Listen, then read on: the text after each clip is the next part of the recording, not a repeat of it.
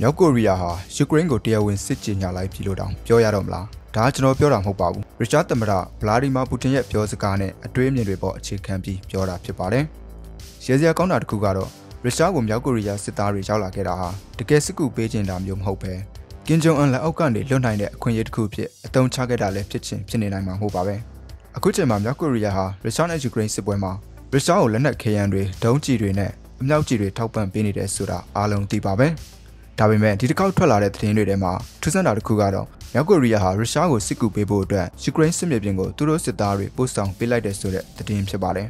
ဒါရုရှားနဲ့ယူကရိန်းစစ်ပွဲအတွက်ကြီးမားတဲ့အရွေးတစ်ခုဖြစ်ပြီးစစ်ပွဲရဲ့အခြေအနေတွေကိုအကျိုးသက်ရောက်မှုကြီးမားစေမဲ့အပြောင်းအလဲတစ်ခုလည်းဖြစ်လာမှာသိကြနေပါတယ်။ဘာကြောင့်လဲဆိုတော့မြောက်ကိုရီးယားဟာလည်းရုရှားနဲ့ယူကရိန်းစစ်ပွဲကိုတိုက်ရိုက်ပါဝင်ပတ်သက်လာခဲ့တာကြောင့်ဖြစ်ပါတယ်။ဒီအခြေအနေတွေနဲ့ပတ်သက်လို့အမေရိကန်ဗိုလ်ချုပ်ဟောင်းဘန်ဟော့ချ်ကတော့ဒီလိုပဲပြောပါတယ်။မြောက်ကိုရီးယားဟာဘာကြောင့်ဒီစစ်ပွဲမှာရုရှားကိုစစ်ကူပေးဖို့စံတာပြင်းပြလွန်နေတာလဲ What is North Korea's interest? Of course, North Korea is in a place where they have the South Korea is very prosperous, but also with a very capable military and about 30,000 U.S. troops in South Korea. So North Korea has always had this to protect the regime, now the third generation of Kims. What is their strategic interest? Obviously, it's regime survival, number one. China is not an ally of North Korea, although I think because the Chinese know that if and when North Korea finally does implode because of all the enormous problems that North Korea has in terms of starvation of their own people, at some point does that crack? I don't know, but you'll have millions of really hungry North Koreans pouring into China. So China keeps an eye on that, and I think the Chinese like having a buffer between them and a U.S.-backed South Korea. North Korea does have a friend, though, in Russia. I mean, you remember Putin was just there not too long ago, and so I think that there's a relationship that's based on some shared objectives,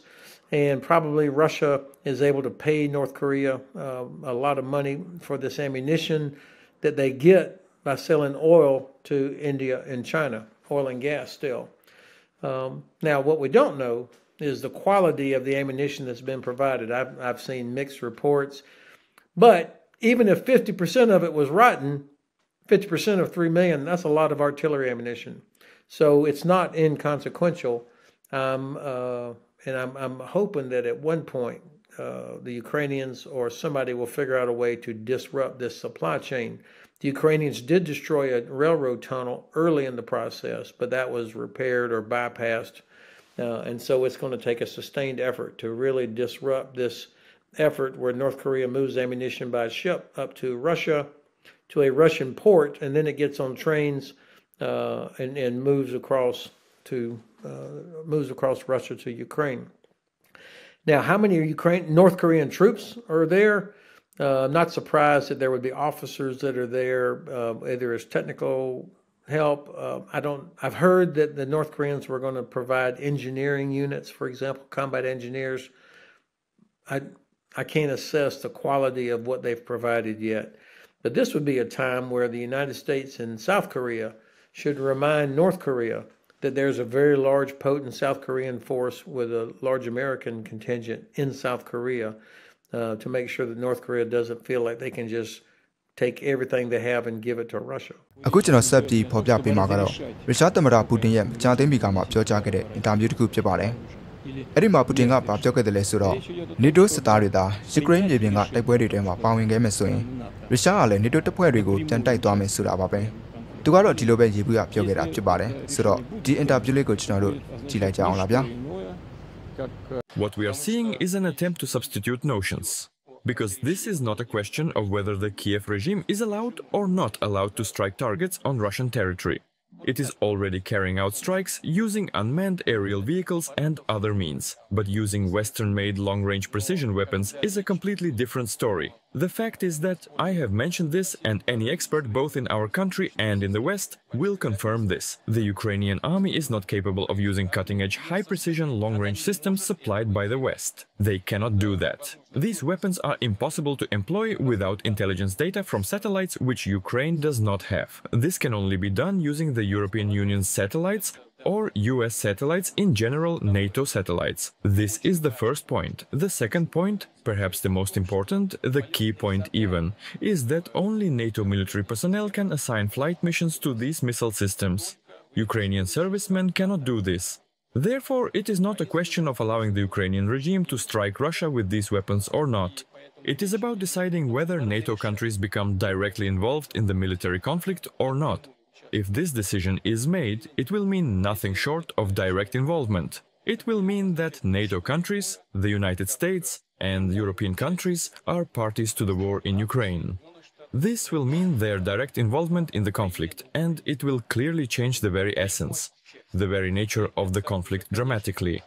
This will mean that NATO countries, the United States and European countries, are at war with Russia. And if this is the case, then bearing in mind the change in the essence of the conflict, we will make appropriate decisions in response to the threats that will be posed to us. အရင်ကပူတင်ရဲ့အကြံပေးဟောင်းတူကလည်းတကယ်လို့ယူကရိန်းဟာအခြားနိုင်ငံကဒုံးကျည်တွေအခြားနိုင်ငံကစစ်သားတွေရဲ့အကူအညီကိုယူပြီးတိုက်ခိုက်ခဲ့မယ်ဆိုရင်ရုရှားအနေနဲ့ယူကရိန်းကိုလက်နက်အင်အားရောလူအင်အားရောကူညီပေးနေတဲ့အဆိုပါနိုင်ငံတွေကိုလက်တုံးပြန်တိုက်ခိုက်လိုက်မယ်ဆိုပြီးတော့တောင်မှပြောလာခဲ့ပါတယ်။ဥပမာပြောရမယ်ဆိုရင်တကယ်လို့ပိုလန်စစ်သားတွေကသာယူကရိန်းကိုအကူအညီပေးခဲ့မယ်ဆိုရင်ရုရှားအနေနဲ့ပိုလန်ကိုပါတိုက်သွားမှာဖြစ်ပါတယ်။အခုကျွန်တော်ပြမယ့်ဗီဒီယိုအတိုလေးကတော့ယူကရိန်းနယ်ထဲမှာမြောက်ကိုရီးယားစစ်သားတွေအနေနဲ့ရုရှားဘက်ကနေကူတိုက်ပေးနေတဲ့ဆိုတာတိကျသလောက်ဖြစ်သွားစေတဲ့ဗီဒီယိုလေးပဲဖြစ်ပါတယ်။ ဘယ်လိုပြောရမလဲဆိုတော့မြောက်ကိုရီးယားစစ်သားတွေဟာသူတို့ရဲ့မြောက်ကိုရီးယားထုတ်ဒုံးကျည်တွေကိုအသုံးပြုပြီးယူကရိန်းကိုတိုက်ခိုက်နေတာဖြစ်ပါတယ်ဆိုတော့ပူတင်ရဲ့အကြံပေးဟောင်းတို့ရဲ့အမြင်ကိုနားထောင်ကြည့်အောင်လား If Russia gets some rocket missiles, which by the way Iran deny, but nevertheless, let's imagine that Russia gets some rocket missiles from North Korea and from Iran, target ourselves. But Ukrainian army has no satellite group, and that's why. It's your Americans and British going to target those rocket missiles to Russian cities. It's directed woman to war. You want to have war? Go ahead. Finally, yes. Finally, of course, it will be attack against British territory. But from the beginning, but it depends also on the Great Britain. But from the beginning, I think the British embassy will be closed. Then the Russian embassy will be closed in Britain. Then some of the British drones and military aviation would be crashed down. And also because these British missiles will be used from F-16, but F-16 based not in Ukraine. They based on the Romania and Poland airfield. Possibly Russian army will have to give a real strike to those F-16, which is on the Romania and Poland airfields.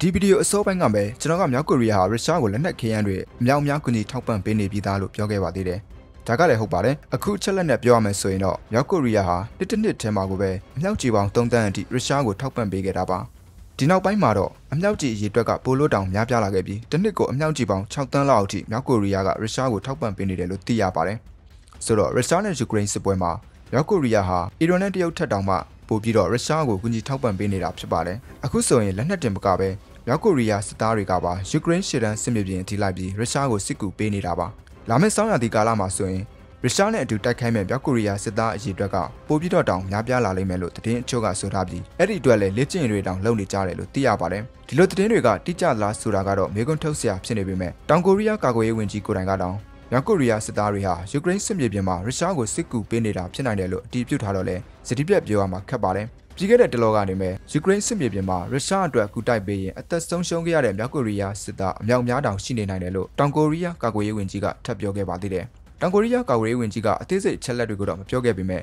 ဒီကိစ္စနဲ့ပတ်သက်လို့အထင်အမြင်တွေအများကြီးထွက်လာစေခဲ့ပါတယ်။တလောကလည်းယူကရိန်းရဲ့ဒုံးကျည်တိုက်ခိုက်မှုကြောင့်မြောက်ကိုရီးယားစစ်သားအနည်းဆုံး3ဦးလောက်သေဆုံးခဲ့တယ်ဆိုတဲ့သတင်းတွေလည်းထွက်ပေါ်လာခဲ့ပါတယ်။မြောက်ကိုရီးယားစစ်သားတွေဟာယူကရိန်းရဲ့ဒရုန်းစစ်စင်ရေးလုပ်နေတဲ့ဒေသတွင်းမှာလှုပ်ရှားနေကြတာကြောင့်လို့လည်းသိရပါတယ်။နောက်ဆုံးမှာတော့မတိမကျဖြစ်နေတဲ့သတင်းတွေနဲ့ပတ်သက်လို့ယူကရိန်းသမ္မတဇလန်စကီစီကနေမှတ်ချက်စကားပါထွက်လာခဲ့ပါတယ်။အဲ့ဒီမှာဇလန်စကီကကျွန်တော်တို့အနေနဲ့ရုရှားနဲ့မြောက်ကိုရီးယားကြားပုံမခိုင်မာလာတဲ့မဟာမိတ်ဆက်ဆံရေးကိုမြင်ထားတယ်။အဲ့ဒါဟာလက်နက်တွေထောက်ပံ့ပေးနေတဲ့ဆိုတာထက်ကိုပိုလာခဲ့ပြီး မြောက်ကိုရီးယားကလည်းလူဝင်အားပါထောက်ပံ့ပေးနေတာဖြစ်ပါတယ်။ဒါကြောင့်ဒီလိုအခြေအနေမှာကျွန်တော်တို့အနေနဲ့မဟာမိတ်နိုင်ငံတွေအနေနဲ့ဒီထက်ခိုင်မာတဲ့ဆက်ဆံရေးမျိုးတိစောက်ထားနိုင်ဖို့လိုအပ်လာတယ်။ရှေ့တန်းမှာအကူအညီတွေပိုပြီးလိုအပ်နေပါတယ်လို့ဇလန်စကီကပြောခဲ့တာပါ။ဒါကြောင့်ကျွန်တော်အနေနဲ့လည်းတ िश ူသူတွေအတွက်ပိုပြီးအသေးစိတ်ကြတဲ့အချက်လက်တွေကိုရှာပေးရဖို့ဖြစ်လာခဲ့ပါတယ်။မြောက်ကိုရီးယားစစ်သားတွေဟာယူကရိန်းစစ်မြေပြင်မှာမလုပ်နေတာလဲ။အဲ့ဒီမှာရဲစရာကောင်းတဲ့သတင်းတွေလည်းတွေ့လာရပါတယ်။အခုဆိုရင်မြောက်ကိုရီးယားစစ်သားတွေဟာရုရှားစစ်ကောင်ဆောင်တွေရဲ့ဥဆောင်မှုအောက်မှာတိုက်ပွဲဝင်ဖို့အတွက်ယူကရိန်းစစ်မြေပြင်မှာနေရာယူထားပြီးဖြစ်တယ်။ဒါပေမဲ့ဒီစစ်သားတွေမြောက်ကိုရီးယားကနေယူကရိန်းစစ်မြေပြင်ကိုလာဖို့ဆန္ဒပြင်းပြခဲ့တာဟာ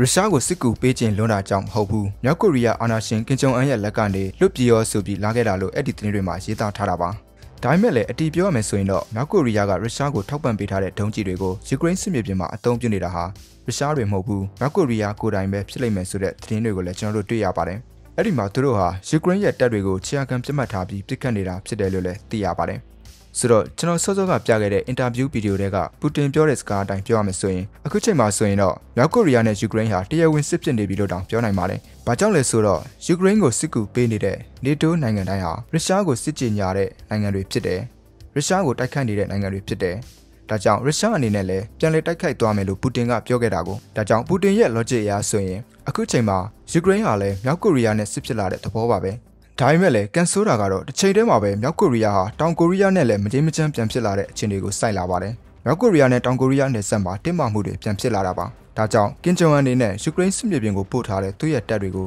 ပြန်ခေါ်ရကောင်းခေါ်ရနိုင်ပါတယ်။ဒါကြောင့်ဒီအဖြစ်အပျက်နဲ့ပတ်သက်လို့သတင်းဗီဒီယိုလေးကိုလည်းကြည့်ကြည့်လိုက်ကြပါဦး။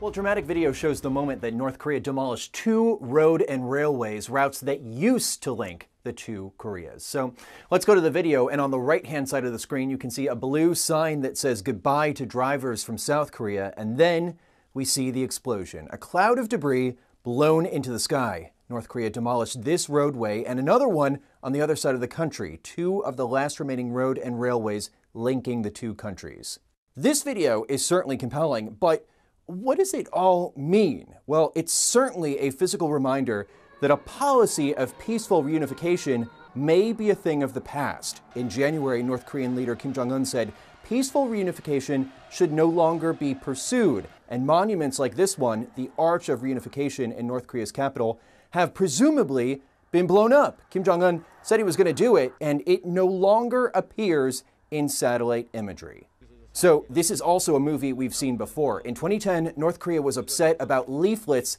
sent by balloon from South Korea, balloons like these, and the leaflets describe what life is like in the free world. A version of that balloon drama is still happening today. So back in 2020, to retaliate, North Korea blew up this building near the border, which was supposed to be a cooperation office between North and South Korea. So bottom line, tensions have been much worse before. South Korea has actually had islands shelled by North Korea and a battleship also sunk by North Korea. That happened back in 2010. Tensions now are nowhere near that point. The 2 roadways that were demolished in this most recent episode, well, they haven't been used for years. And when South Korea retaliated, its gunfire stayed in South Korean territory. It did not reach the north. I think there's an element of desperation in it. He's come to depend upon North Korea for the supply of weapons, for artillery shells, for ballistic missiles, some 11,000 containers worth of weapons, according to the Americans. He's in desperate need of these armaments. North Korea is perhaps the only country in the world in a position to be able to supply them because it has such an enormous stockpile of its own. ဒီလပိုင်းတွင်မှာလည်းရုရှားနဲ့ယူကရိန်းရှေ့တန်းစစ်မြေပြင်မှာမြောက်ကိုရီးယားစစ်သား6ဦးလောက်ကြာသွားတယ်ဆိုတဲ့သတင်းတွေလည်းတက်လာခဲ့ပါတယ်။ယူကရိန်းရဲ့တိုက်ခိုက်မှုအောက်မှာမြောက်ကိုရီးယားစစ်သားအချို့အိမ်မပြန်နိုင်ဖြစ်သွားပုံပါပဲ။ယူကရိန်းအတွက်တော့ဒီဘက်အော်တိုဘာလအစပိုင်းဟာတာထွက်ကောင်းခဲ့တယ်လို့ပြောနိုင်ပါတယ်။ Donetsk ဒေသတိုက်ပွဲတွေမှာယူကရိန်းရဲ့တိုက်ခိုက်မှုတွေကြောင့်မြောက်ကိုရီးယားအရာရှိ6ဦးပါဝင်စစ်သားပေါင်းအယောက်20နဲ့အထက်ကြာဆုံးခဲ့တယ်လို့သတင်းတွေကအခိုင်အမာဆိုထားပါတယ်။ဆိုတော့တ िश သူတွေအနေနဲ့ဒီနေရာမှာမေးစရာမေးခွန်းတစ်ခုရှိလာလိမ့်မယ်လို့ကျွန်တော်ထင်ပါတယ်။ကမ္ဘာဒုတိယအမြောက်အင်အားအတောင်တင်းဆုံးစစ်တပ်တပ်ကိုမြောက်ကိုရီးယားလိုနိုင်ငံမျိုးကဘာကြောင့်စစ်ကူပေးနေရတာလဲဆိုတာပါပဲရုရှားအတွက်လည်းမြောက်ကိုရီးယားကဒီလောက်အထိအရေးပါနေလို့လားဒီမေးခွန်းကိုဖြေရမယ်ဆိုရင်တော့ရုရှားရဲ့လက်နက်ထုတ်လုပ်နိုင်စွမ်းအခြေအနေကိုပဲကြည့်ပါလို့ကျွန်တော်ပြောရပါလိမ့်မယ်ဘာကြောင့်လဲဆိုတော့ရုရှားဟာမနှစ်ကစပြီးလက်နက်ခဲယမ်းလိုအပ်ချက်အရန်ကိုပဲမြင်မာလာခဲ့တာကြောင့်ပါအထူးသဖြင့်ယူကရိန်းစစ်မြေပြင်မှာထိထိရောက်ရောက်တိုက်ခိုက်နိုင်ဖို့အတွက်အမြောက်ကြီးလိုအပ်ချက်တွေကမြင်မာလာခဲ့တာပါ အဲ့ဒီလိုအပ်ချက်ကိုရုရှားရဲ့ပြည်တွင်းလက်နက်ထုတ်လုပ်ရေးစက်ရုံတွေကအလင်းမီအောင်ဖြစ်မပေးနိုင်တော့ပါဘူး။ဒါကြောင့်မြောက်ကိုရီးယားစီကနေဝယ်ယူဖို့ဖြစ်လာခဲ့ရတာပါ။မြောက်ကိုရီးယားကလည်းအရာရာလိုအပ်ချက်ရှိနေတဲ့တိုင်းပြည်ဖြစ်နေတယ်။သူတို့မှာအင်တာနက်မရှိဘူး၊ရေဒီယိုမရှိဘူးပြီးတော့အလုံးလောက်စားတောက်ဖို့စားနပ်ရိက္ခာတောင်မရှိပါဘူး။မြောက်ကိုရီးယားခေါင်းဆောင်တွေရဲ့ပုံပန်းတွင်ပြင်ကိုကြည့်လိုက်မယ်ဆိုရင်ဒါကယုံနိုင်စရာတောင်မရှိပါဘူး။ဒါပေမဲ့အမှန်ပါပဲ။မြောက်ကိုရီးယားမှာအငတ်ဘေးကြောင့်အသက်ဆုံးရှုံးသွားရတဲ့ပြည်သူပေါင်းများစွာရှိနေပါတယ်။ဘာကြောင့်လဲဆိုတော့မြောက်ကိုရီးယားမှာစားနပ်ရိက္ခာလုံလောက်မှုမရှိတာကြောင့်ဖြစ်ပါတယ်။စားနပ်ရိက္ခာသာမလုံလောက်တာလက်နက်ခဲယမ်းတွေကတော့မြောက်ကိုရီးယားမှာကအလျံပဲရှိနေတာပါ။မြောက်ကိုရီးယားစစ်အာဏာရှင်တွေအနေနဲ့ရသမျှငွေကိုပြည်သူကိုဝမ်းဝါဖို့မတုံပဲလက်နက်ခဲယမ်းတွေထုတ်လုပ်ဖို့အတွက်ကြီးသုံးနေတာအကြောင်းဖြစ်ပါတယ်။ဒါပေမဲ့ရုရှားကသာမြောက်ကိုရီးယားအနေနဲ့လက်နက်တွေရောင်းခဲ့မယ်ဆိုရင်အဲ့ဒီလိုအပ်ချက်တွေကိုအနည်းနဲ့အများဖြစ်တင်နိုင်စွမ်းရှိသွားမှာပါ။ဒါပေမဲ့လည်းမြောက်ကိုရီးယားရဲ့အမြောက်ကြီးအများစုဟာအချို့ကတက်တန်းလွန်တာကလွန်အချို့ကတော့တိကျမှုလုံးဝမကောင်းအစရှိသဖြင့်အရေးသွေးသိမ့်မမိပါဘူး။ဒါပေမဲ့လည်းလက်နက်လိုအပ်ချက်ကမြင်မာနေလေတော့ရုရှားဟာလည်းရရသုံးမယ်ဆိုတဲ့အခြေအနေကိုတောင်ရောက်လာခဲ့ပါတယ်။ဒီလိုနဲ့ပဲမြောက်ကိုရီးယားအာဏာရှင်ကင်ဂျုံအန်ရဲ့ရုရှားပြည်ချစ်ကြည်ရေးခီးစဉ်ကနေဇလန်းစခဲ့ပါတော့တယ်။ Stepping out of his limo in the far east of Russia, a slimmed down Kim Jong-un greeted Vladimir Putin. Thank you for inviting us, even though you're busy, Kim said. The two leaders toured Russia's version of Cape Canaveral, the modern Vostochny Cosmodrome. Both men are under sanctions, but didn't seem isolated this morning. Instead, they're drawing closer because of the war in Ukraine. After signing the visitors book, Kim and Putin were all smiles, praising each other and the historic ties between their countries dating back to the Korean War. Putin said he hoped the space station could help Kim, who he says is interested in advancing North Korea's space program. U.S. officials say North Korea's space program is really cover for its long-range ballistic missile program. Because if you can launch a satellite into space, you can also fire a nuclear warhead at the United States. North Korean intercontinental ballistic missiles can already reach anywhere in the U.S. As if to prove a point during the visit, North Korea launched ballistic missiles overnight into the sea off Japan.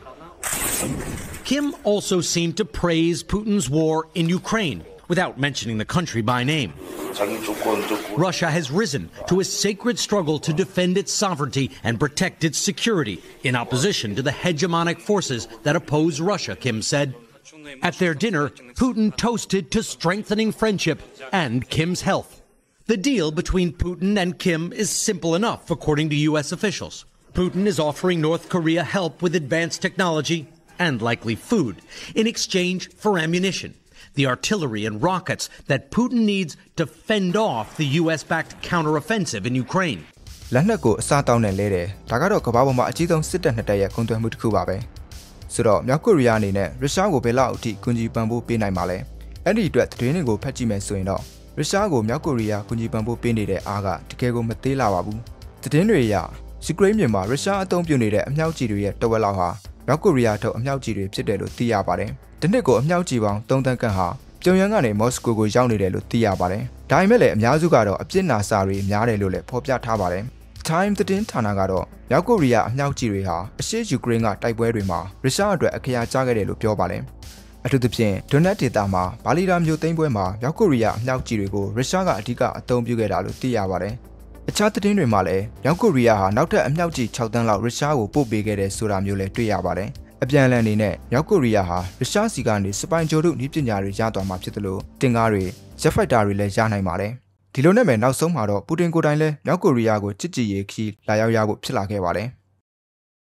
Tonight, two of America's fiercest adversaries together on North Korean soil. Vladimir Putin arriving in Pyongyang for the first time in nearly a quarter of a century, greeting the Russian president on the red carpet, Kim Jong-un, talking animatedly, each leader insisting the other enter the limousine first. But this is a relationship born out of need. Kim seeking help from Russia with nuclear and ballistic missile technology,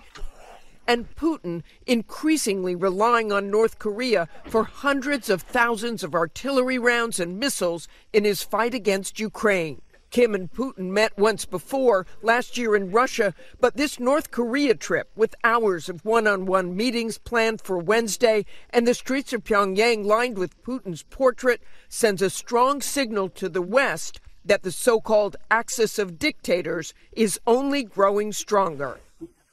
While the U.S. says Putin's trip shows desperation in his fight against Ukraine, officials make no secret that Putin's public embrace of Kim is troubling.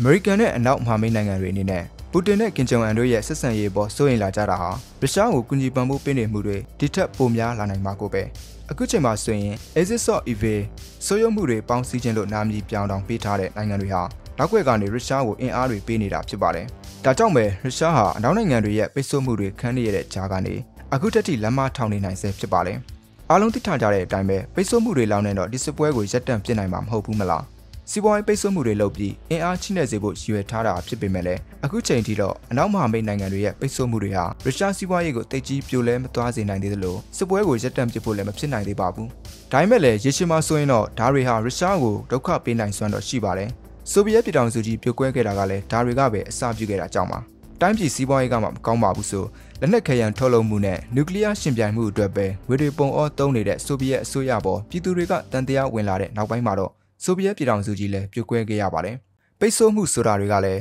ရေရှည်အတွက်အခက်အခဲဖြစ်အောင်လုပ်တဲ့အစီအမံတွေဖြစ်ပါတယ်။ရုရှားအတွက်တော့တနေ့ထက်တနေ့ပိုခက်လာမှမှန်ပေမဲ့လည်းလက်တလုံးမှာတော့ယူကရိန်းကိုကူညီပေးနေတဲ့အမေရိကန်နဲ့မဟာမိတ်တွေအနေနဲ့ရုရှားကိုမြောက်ကိုရီးယား၊အီရန်နဲ့တရုတ်တို့လိုနိုင်ငံတွေကအကူအညီအထောက်ပံ့တွေပေးနေတဲ့အပေါ်တော့စိုးရိမ်နေရဆဲပါ။ We look at what's happened recently, and this is sort of important, is that the axis of countries that are helping Russia the most, their allies, North Korea, Iran, Venezuela, our countries are already having their own domestic problems. In the case of Venezuela, the elections recently were very unpopular. You saw the rioting. Venezuela can't do much really to help. But then you look at North Korea, major flooding last month. North Korea has also had its own domestic problems.